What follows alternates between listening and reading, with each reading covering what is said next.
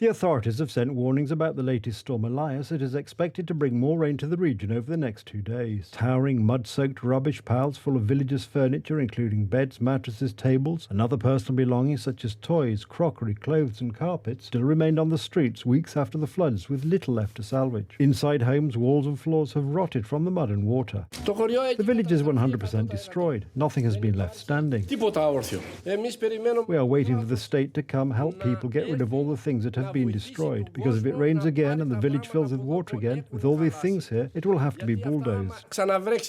At least 16 died and one person is still missing after floods swept through cities and villages in Thessaly in central Greece. Hundreds of residents were airlifted or rescued with lifeboats. Many have not returned to their homes. Crops were destroyed and tens of thousands of animals drowned in this agricultural heartland. Farmer Anastasia Sagkarakaki, 60, lost her crops and 120 chickens in Storm Daniel. Outside her house, toys are piled among the other household items. She said nothing is left. The water came from 3 different directions, from here, from there, and from there. I was trapped in my house. We all emptied our houses of everything. They must come and take it and throw it away. When will they throw it away? In the wintertime when it snows? When? I can't sleep. I am afraid and I have fears.